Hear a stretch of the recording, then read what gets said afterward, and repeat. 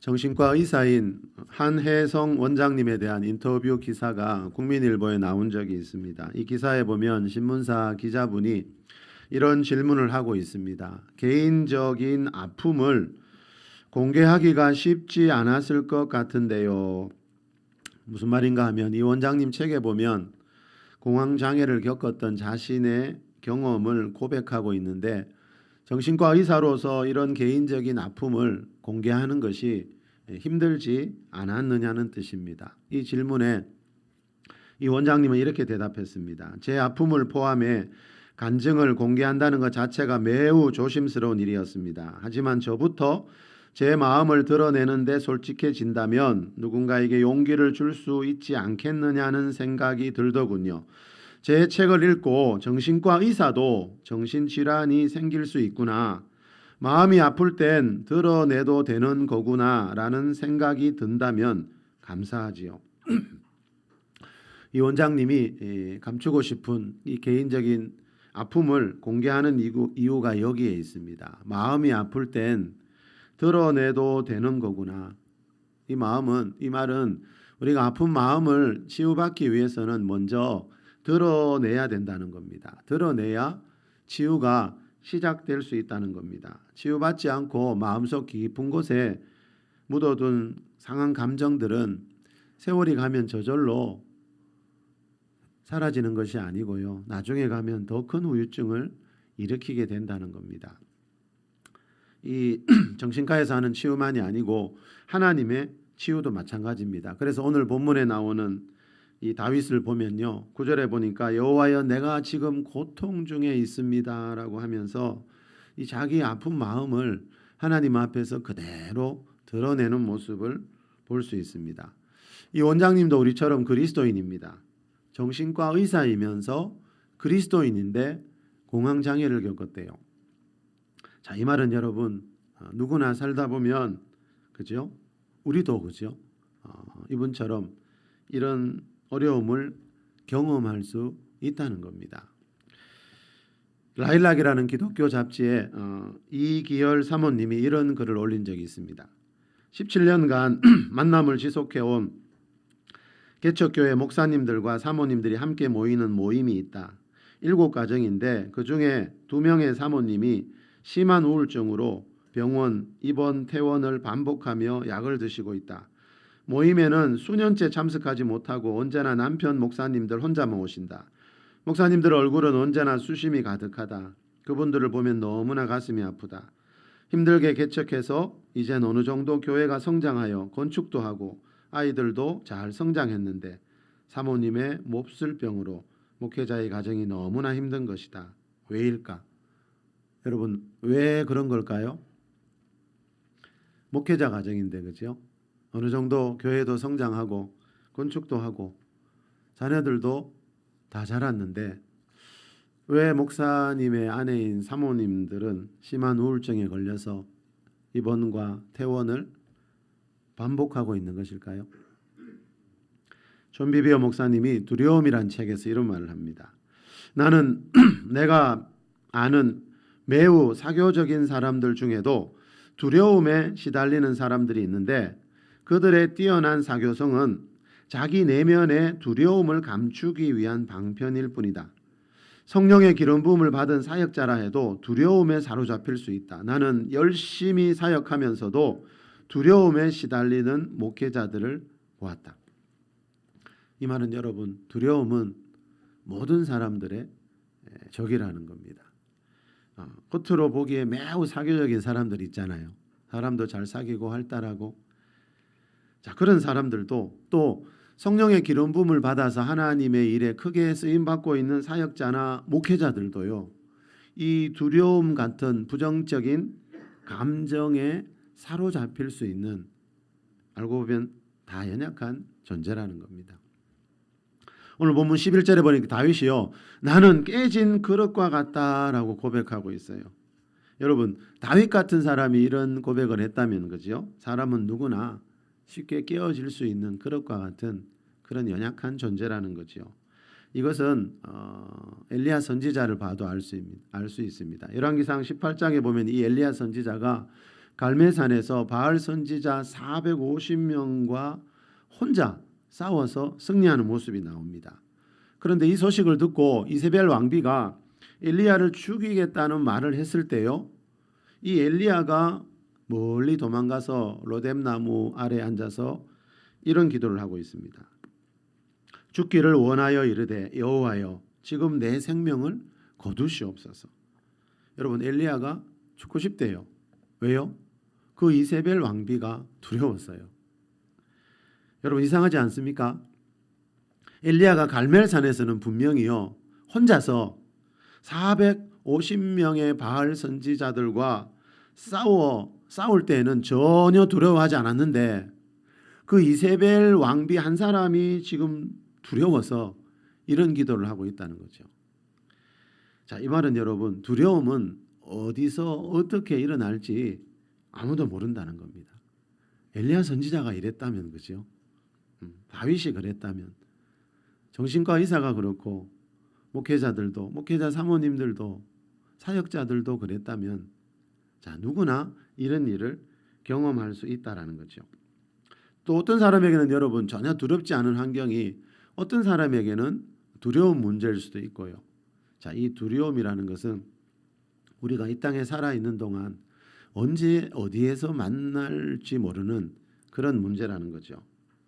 여러분, 성경에 나오는 그 하나님의 사람들 있죠. 좀 전에 말씀드린 엘리야 같은 사람, 여러분 이런 분들이 누구예요? 그 당시에요, 이 지구상에 있는 그 수많은 사람들 중에 하나님을 가장 가까이에서 만나고 하나님께 가장 쓰임 받았던 사람들입니다.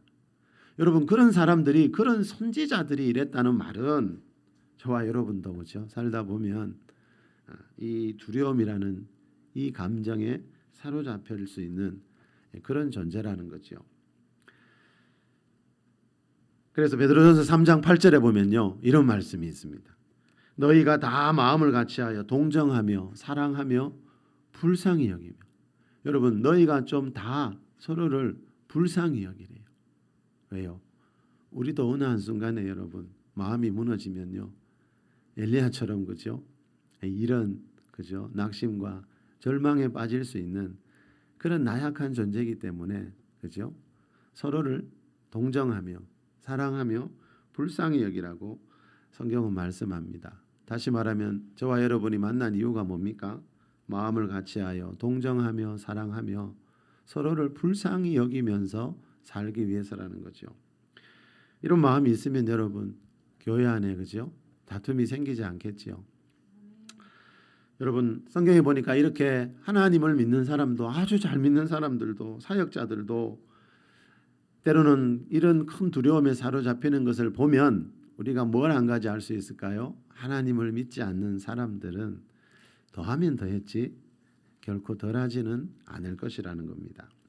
SBS 방송에서 했던 힐링 캠프 기쁘지 아니하는가라는 치유 토크 프로그램에 대한 기사가 난 적이 있는데요. 이런 말이 나와요.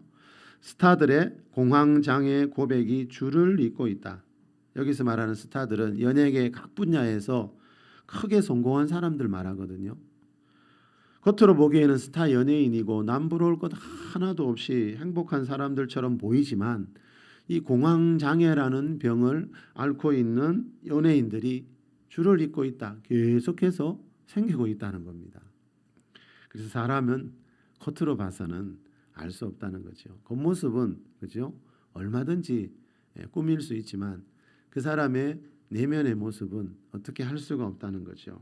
이 기사에 보니까 어떤 연예인은요 공황장애에 걸렸을 때 살면서 내가 경험했던 가장 무서운 공포였다, 이런 말을 합니다. 자, 이분 말처럼 공황장애를 겪은 분들을 다 이야기 들어보니까요, 공황장애의 특징은, 대표적인 특징은 이 죽을 것 같은 공포와 두려움이라고 그래요. 어떤 개그맨은요 왜 공황장애를 얻었느냐고 주위에서 나한테 묻고 있는데 의사는 병의 원인이 없다는 말을 했다 그래요. 병원에 가서 다 조사해 보니까 나는 지금 두려워서 죽을 것 같은데 병원에 가서 조사해 보니까 의사 선생님 말은 원인을 알 수 없다는 거예요. 그런데 원인이 없다는 거예요. 그런데 원인이 없는 게 아니고 사실은 원인을 찾지 못한 거겠죠. 원인을 알지 못했다는 겁니다. 현대의학에 한계가 있다는 거죠. 여러분, 사람이 지금 죽을 것처럼 두려운데, 그죠? 어떻게 원인이 없을 수 있겠습니까? 그거는 이야기가 참 어려운 일입니다. 자, 우리 몸에 생기는 병도 대부분 그렇지만요. 특히 우리 마음과 정신에 생기는 병의 원인은 더더욱 의학적으로 설명하기가 어렵다는 것은 의사분들도 인정하고 있다는 거죠.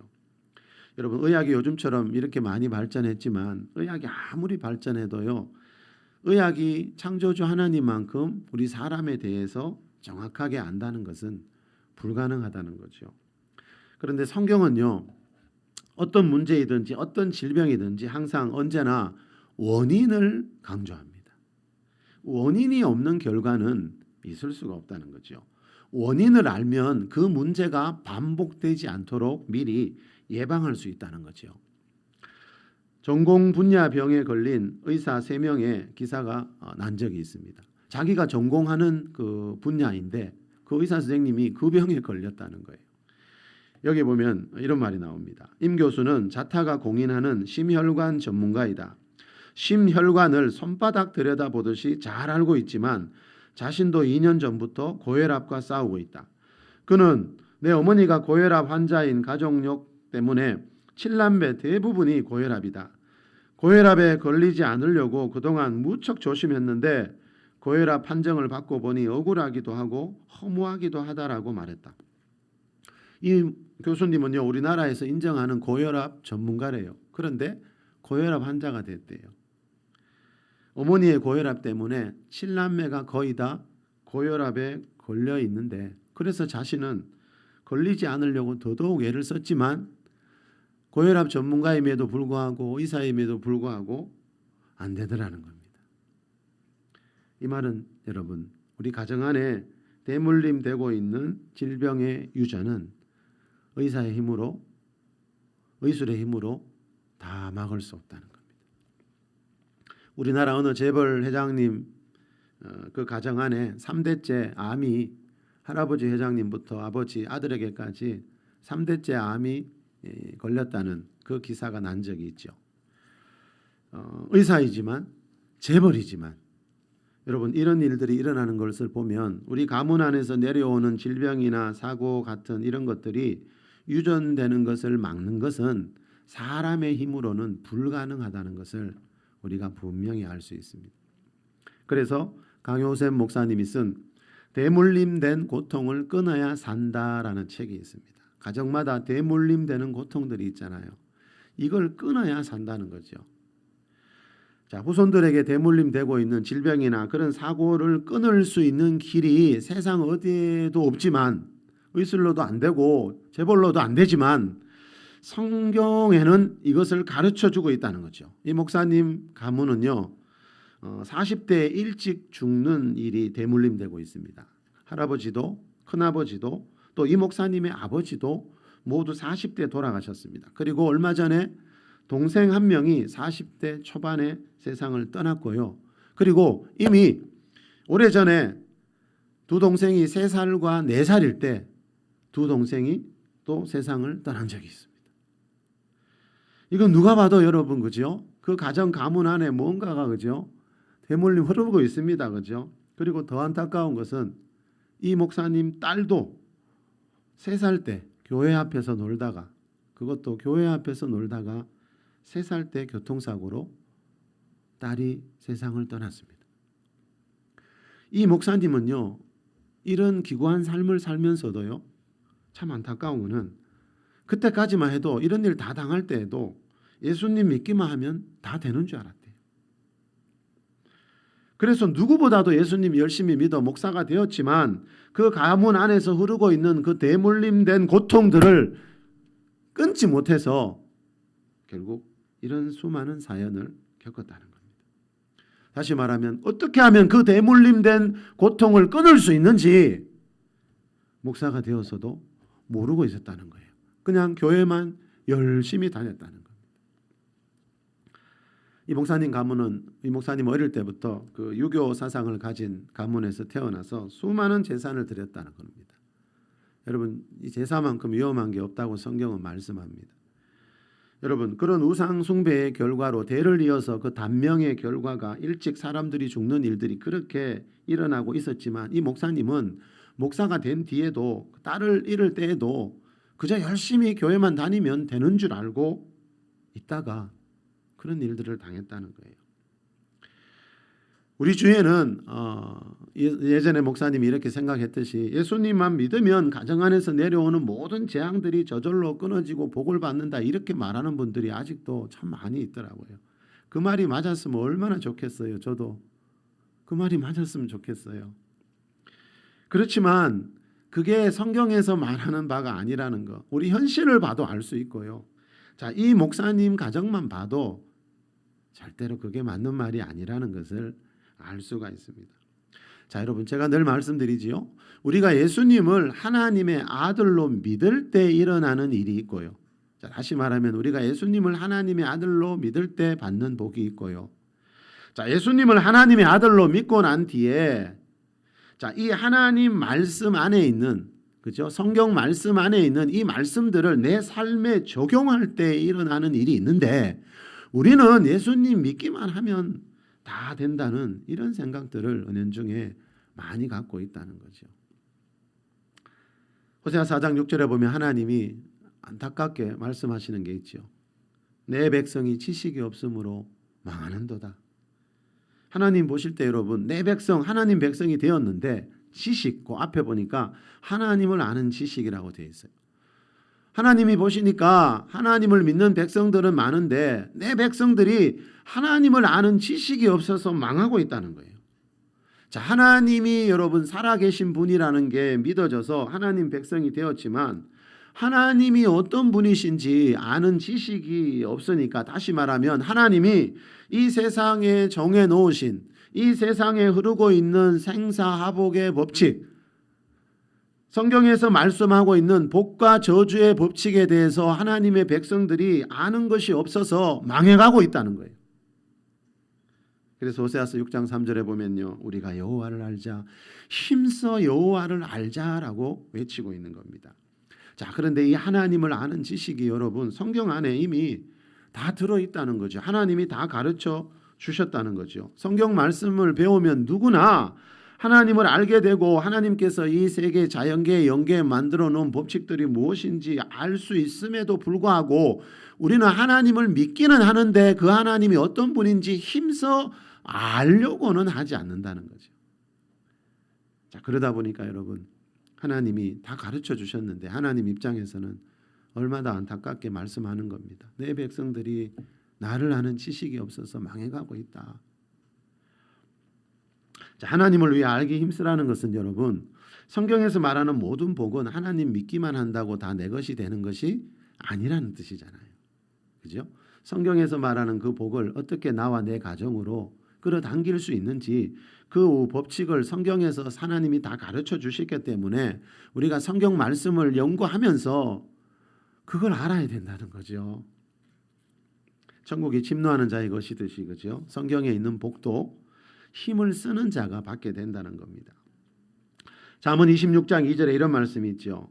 세번역 성경으로 읽어드릴게요. 까닭 없는 저주는 아무에게도 미치지 않으니, 다시 말하면 까닭 없는 축복도 아무에게도 저절로 임하지 않는다는 겁니다.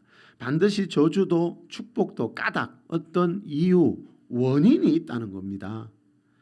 자, 그 가정에서 그런 사건들이 대물림돼서 계속 일어나는 원인이 있다는 겁니다. 그 원인을 알고 그 원인을 건드려줘야 그 일이 끊어지지 의사 선생님도 안 되고 재벌도 안 된다는 거죠.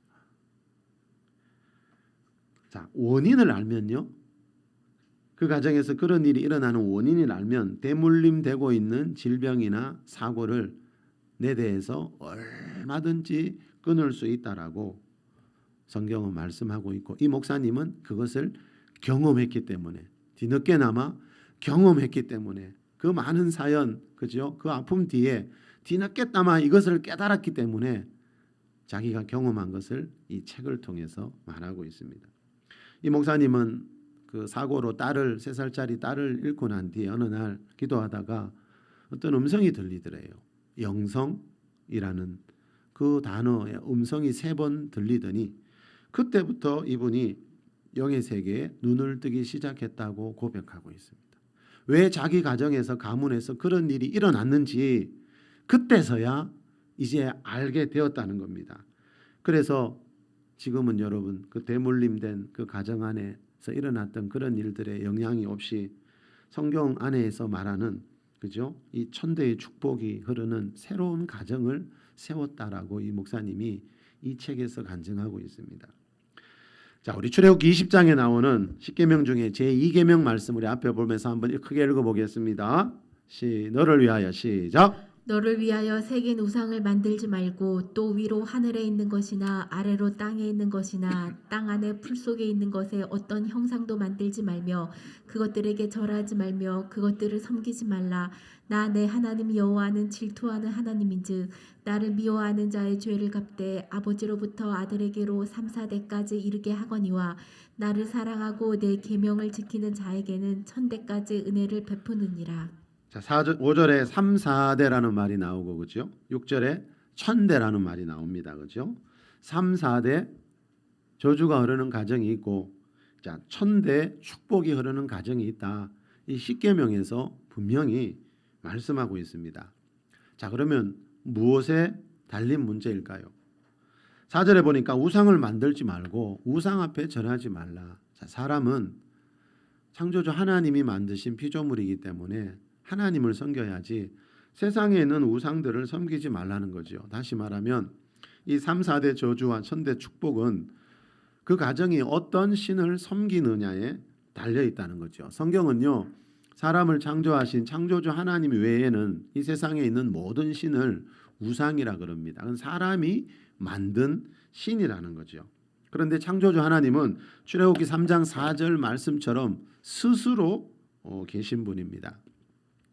마태복음 19장에 보면 어떤 사람이 예수님께 와서 내가 무슨 일을 해야 영생을 얻을 수 있습니까? 라고 질문하는 모습이 나오지요. 자, 그때 예수님이 뭐라 그랬나 하면은 계명들을 지키라 그랬습니다. 요즘 많은 사람들이 하는 말과는 좀 다르지요. 우리는 요즘 천국 가려면 어떻게 해야 되나 하면 예수님 믿기만 하면 된다. 오직 믿기만 하면 된다. 오직 믿음은 그 의미가 아니라 그랬죠. 사도 바울이 로마서에서 말하는 오직 믿음은 말씀 안 지켜도 되고 계명 같은 거 안 지켜도 되고 예수님 하나님 아들로 믿기만 하면 된다라는 것이 오직 믿음이 아닌데 우리는 그런 의미로 이해하고 있는 분들이 너무 많더라고요. 예. 그래서 성경을 앞뒤 문맥을 잘 봐야 된다는 거죠. 오직 믿음은 우리가 세상에 살다가 하나님 자녀 될 때, 그죠? 그때는 어떤 행함도 필요 없고 어떤 계명을 지킬 필요도 없고 예수 그리스도께서 하나님의 아들이라는 것을 믿기만 하면 죄에서 구원받는다 그랬죠. 죄에서 구원받을 때 오직 믿음인데 자, 여러분 예수님을 하나님의 아들로 믿어서 교회에 오면 하나님이 뭘 주시지요? 좀 전에 말씀드린 것처럼 이 하나님 말씀인 성경 말씀을 주시잖아요. 그때부터는 이 성경 말씀에 있는 것들을 내 삶에 지키며 적용하면서 살아야지 이 성경에 약속되어 있는 복이 내 것이 되는데 많은 분들이 그러잖아요. 내가 예수를 몇 년, 몇십 년 믿었는데 받은 복이 없다고. 그 오직 믿음 그걸로 다 되는 게 아니라는 거죠. 오직 믿음으로 하나님 자녀 됩니다. 그러면 이제 교회를 다니게 되지요.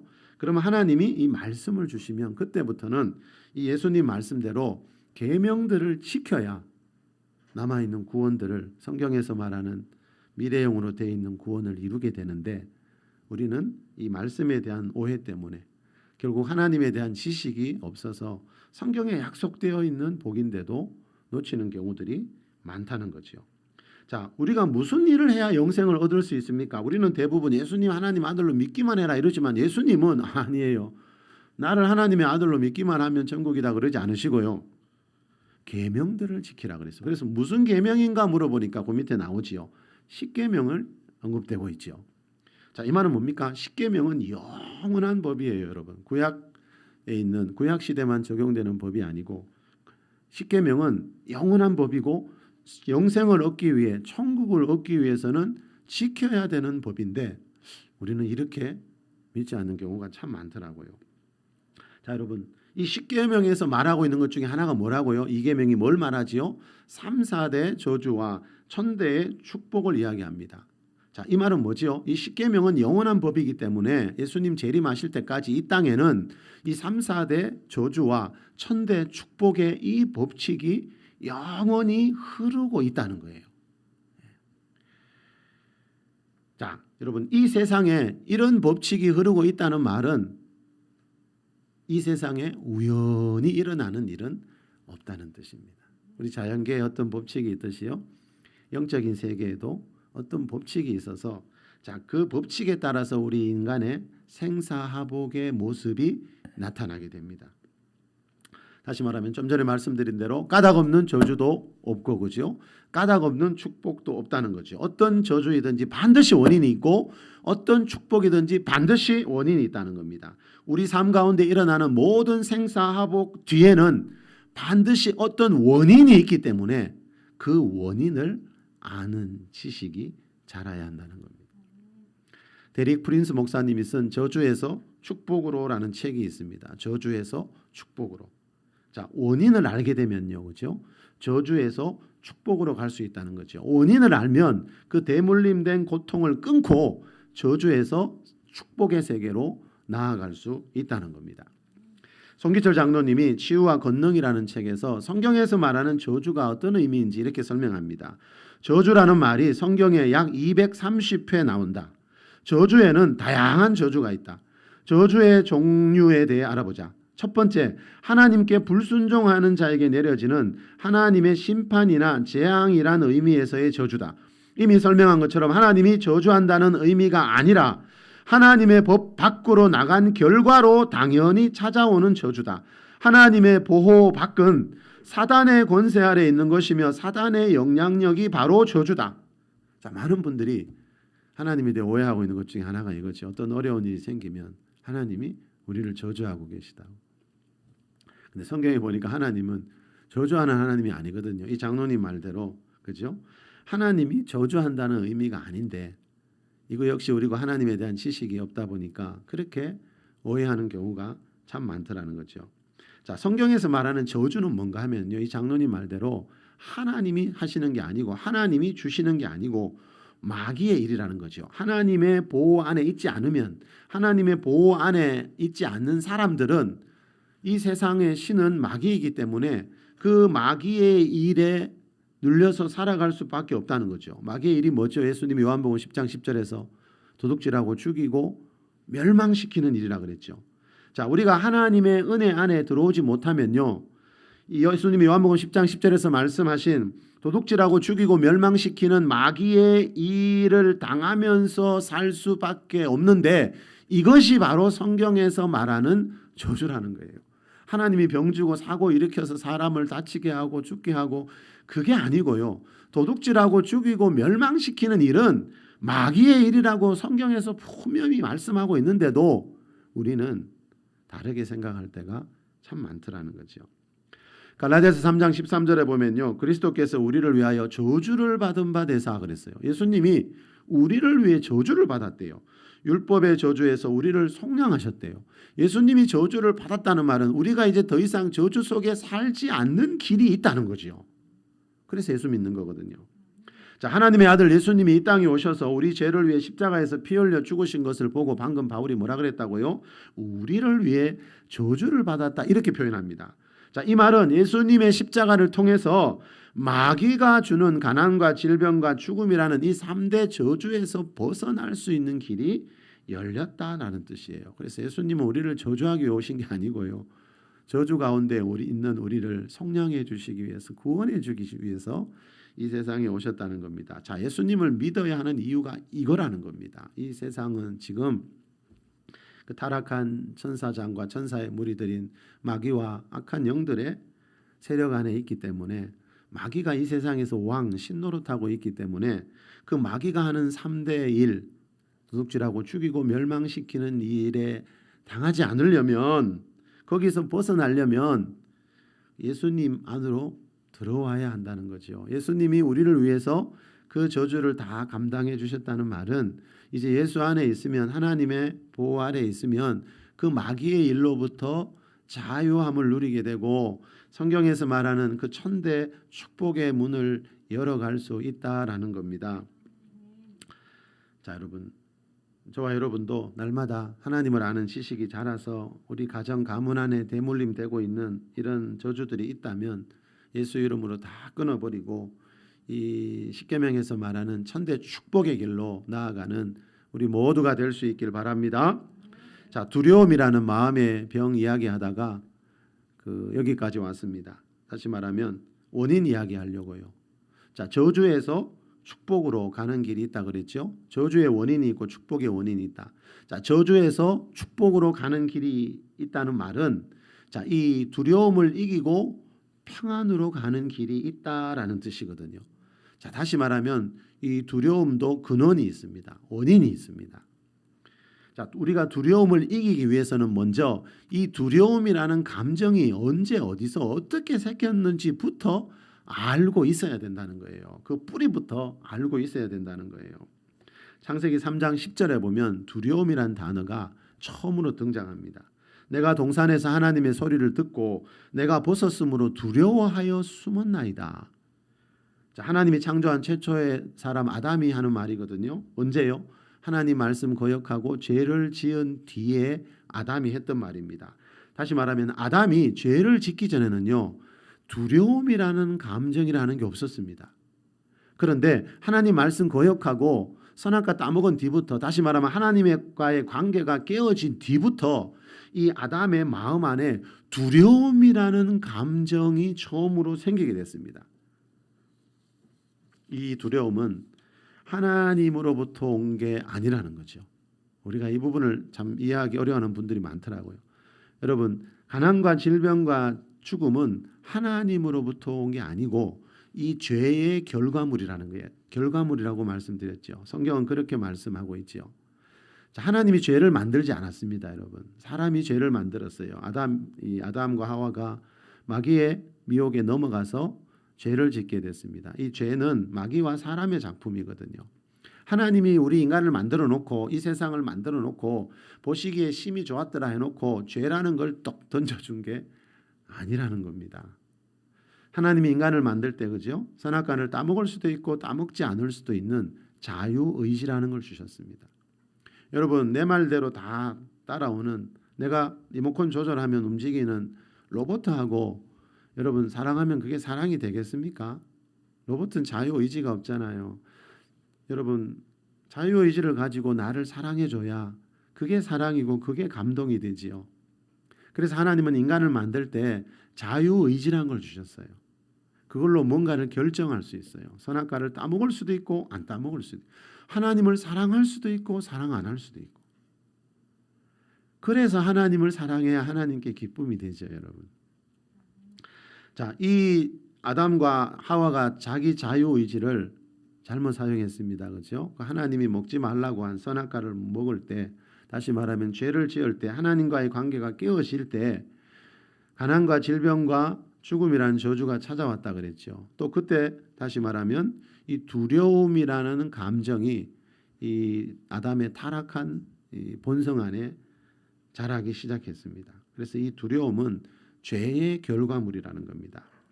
이 아담이 죄 지을 때 두려움이라는 감정만이 아니고 로마서 1장 29절에 보니까요, 모든 불의, 추악, 탐욕, 시기, 살인, 분쟁, 시기, 비방 같은 이런 온갖 부정적인 감정들이요, 그 타락한 마음 본성 안에서 생기기 시작했습니다. 그 결과 요즘처럼 여러분 경제가 발전하고 좋은 집, 좋은 차들이 날마다 쏟아지는 이런 시절을 살아가고 있음에도 불구하고 서두에 말씀드린 것처럼 그죠? 사회적으로 그렇게 성공한 분들도 이 공황장애라는 마음의 병을 앓고 있고요. 또 지난 작년 4월에 우울증 환자 우리나라의 100만 명 시대라는 기사의 제목처럼 여러분, 이렇게 좋은 세상을 살아가고 있는데, 이렇게 편리한 세상을 살아가고 있는데 마음의 병으로 고통당하는 사람들은 매년 늘어나고 있다 그래요. 자, 그리스도인들도 여러분 마찬가지입니다. 자, 그리스도인들도요, 1년 12달 우리가 언제나 성령 충만할 수 있다면 모를까. 사람은 예수님 믿고 난 뒤에도 여러분 타락한 본성 그대로 갖고 있기 때문에 그게 참 쉽지 않거든요. 그래서 우리도 언젠가는 어느 순간에 엘리야처럼, 오늘 본문에 나오는 다윗처럼 우리의 마음이 무너지는 일들이 얼마든지 일어날 수가 있다라는 겁니다. 근데 중요한 것은 또 거기서 일어나는 회복하는 방법을 성경은 가르쳐주고 있다는 거죠. 오늘 본문에 보면요, 이 하나님의 마음에 합한 사람이라고 했던 이 다윗 같은 사람도 마음이 힘들어서 괴로워하는 고통 중에 있는 모습 나오지요.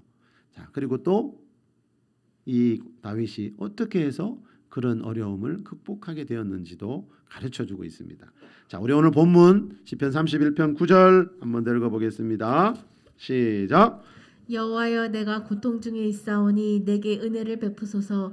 내가 근심 때문에 눈과 영혼과 몸이 쇠하였나이다. 자, 이 시는 다윗이 고통 중에 있을 때 쓴 시입니다. 그죠? 근심 중에서 눈과 영혼과 몸이 쇠하였을 때 다윗은 이 시를 썼습니다. 자, 다윗은 지금 눈이란 말이 나오죠. 여러분, 영혼과 몸이라고 그러면 되는데 왜 눈까지 쇠했다 그럴까요? 여러분, 어떨 때 눈이 쇠하고 눈이 아파요? 많이 울 때요. 네. 이 말은 뭘까요? 이 단어 속에는 이 당시에 다윗이 눈물로 밤을 지새웠다라는 의미가 포함되어 있습니다. 그리고 13절에 보면 다윗이 또 이렇게 고백하지요. 사방이 두려움으로 감사연. 사방 어디를 봐도 이 두려움밖에 없다는 거예요. 사방이 두려움으로 감사였나이다. 지금 다윗은 이 두려움이라는 감정을 이기지 못해서 너무 힘들다는 거예요. 두려워해 보신 분들은 다 아시잖아요. 이 두려움이 얼마나 힘든 문제인지. 여러분, 다윗 우리가 잘 알지요. 10대 소년일 때 그 적군의 장수 거인 골리앗을 물리쳤지요. 또 사울왕이 죽인 적은 천천히요, 다윗은 만만이로다. 자, 사울왕보다 10배 더 많은 적들을 죽였다고 이스라엘 백성들이 찬양 막 할 만큼 전쟁에 능한 용사였지요. 그리고 또 한 나라의 왕을 지냈지요. 여러분, 이런 사람도 그죠? 뭐 하고 있습니까? 지금 사방에서 두려움이 몰려와서 지금 너무 힘이 들다는 거예요. 자, 다윗의 이런 모습을 보면 또 12절에서 내가 깨진 그릇과 같다라고 고백하는 것을 보면 사람은 원래 다 그죠? 깨어지기 쉬운 그릇처럼 다 이렇게 연약한 존재라는 것을 겉으로 볼 때는 아닌 것 같지만 사람의 다 이런 존재라는 것을 알 수 있습니다. 자, 그런데 여러분은 사방에서 두려움이 몰려오는 것 같을 때 주로 무슨 일 하세요? 다윗은 지금 뭐 하고 있죠? 그래도 하나님 앞에서 시를 쓰고 있습니다. 하나님 앞에서 기도하고 있습니다. 그리고 이 사방에서 두려움이 밀려올 때 다윗이 무슨 일을 했는지를 보면 그 두려움에서 이길 수 있는, 두려움에서 벗어날 수 있는 길이 어디에 있는지를 우리가 알 수 있습니다. 자, 본문 14절 15절로 내려갑니다. 시작. 여호와여, 그러하여도 나는 주께 의지하고 말하기를 주는 내 하나님이시라 하였나이다.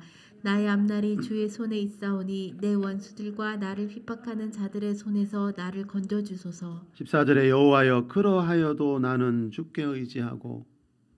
제가 어제 이 말씀을 본문을 묵상하는데 이 단어가 눈에 크게 들어오더라고요.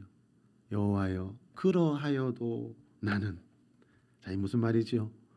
지금 사방에서 두려움이 밀려와 고통 중에 있지만 주여, 그러하여도 나는 주님을 원망하지 않고 주를 의지하겠나이다.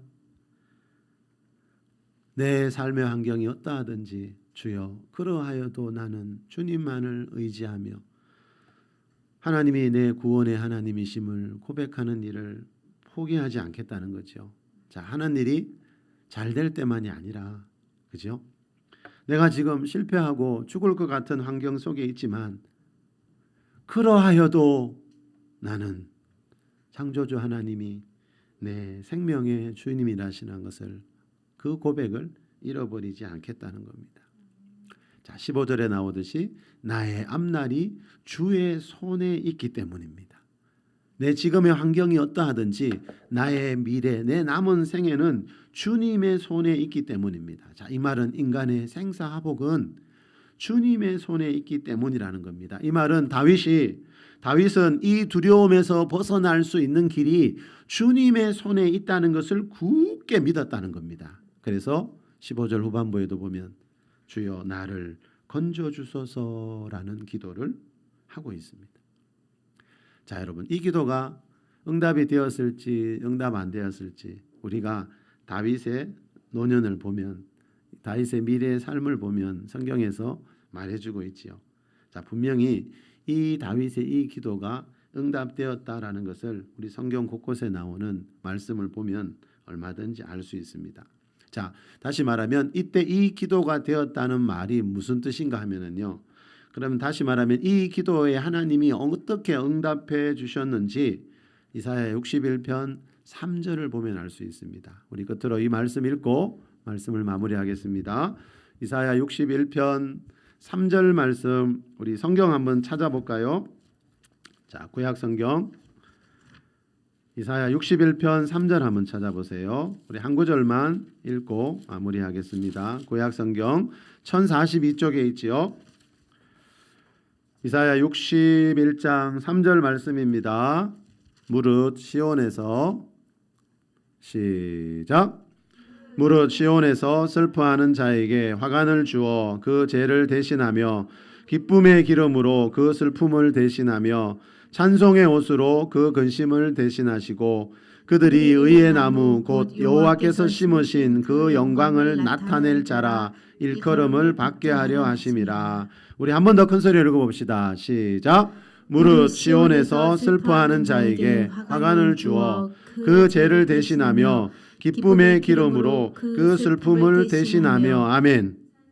기쁨의 기름으로 그 슬픔을 대신하며. 자, 하나님이 우리의 기도에 응답해 주시는 방법이 중에 하나가 이겁니다, 여러분. 자, 하나님은 기쁨의 기름을 부어 주셔서 우리에게 있는 슬픔을 사라지게 한다는 거예요. 자, 요 말씀 앞에 1절에 보면은요. 이사야 61장 1절에 보면 주 여호와의 영이 내게 내리셨으니 이는 여호와께서 기름을 부으사라는 말씀이 나오죠. 거기와 연결된 말씀이거든요. 예수님이 이 말씀을 인용하신 적이 있죠. 누가복음 4장 18절에 보면요. 예수님이 이 말씀을 이렇게 조금 다르게 이렇게 인용하셨죠. 주의 성령이 내게 임하셨으니 내게 기름을 부으시고. 자, 여러분, 성령님이 우리에게 임하실 때 우리에게 성령님 안에 있는 어떤 기름을 부어주신다는 거예요. 그 성령의 기름 부음 중에 하나가 뭔가 하면 슬픔이 변하여 기쁨이 되게 해주는 기쁨의 기름이라는 겁니다. 자, 하나님은 슬퍼하는 사람에게요, 슬픔이 있는 곳에 기쁨의 기름을 부어주셔서 슬픔을 몰아내 주신다는 거예요. 자, 하나님은 두려워하는 사람들에게요, 평강의 기름을, 희락의 기름을 부어주셔서 그 두려움을 이기게 하신다는 거예요. 자, 로마서 14장 17절에 보면 하나님의 나라는 성령 안에 있는 의와 평강과 희락이라고 그랬죠. 자, 성령님 안에 있는 것 중에 하나가 뭐예요? 평강과 희락의 기름 부음이라는 거예요. 하나님은 두려워하는 사람들에게요, 평강과 희락의 기름을 부어주셔서 그 두려움을 이기게 하신다는 거예요. 두려움만이 아니라 우리 마음에서 일어나는 모든 부정적인 감정을 이길 수 있는 기름 부음이 성령님 안에 있다는 겁니다. 그래서 예수님은 누가복음 11장 13절에서 너희 하늘 아버지께서 구하는 자에게 성령을 주시지 않겠느냐고 하시면서 성령을 구하라는 말씀을 하고 있습니다. 그래서 사도 바울은 에베소서 5장 18절에서 오직 성령으로 충만함을 받으라는 말씀을 하고 있습니다. 예배 시간마다 하늘 아버지께 성령을 구해서 성령님 안에 있는 두려움을 이기는 기름 부음이 저와 여러분 위에 부어지기를 바랍니다. 이 성령님 안에 있는, 그죠? 두려움을 이기는 기름 부음, 다시 말하면 이 평강과 희락의 기름 부음으로 예배 시간마다 충만해지는 우리 모두가 될 수 있기를 예수 그리스도의 이름으로 축원합니다. 아멘. 우리 잠시 기도합시다. 우리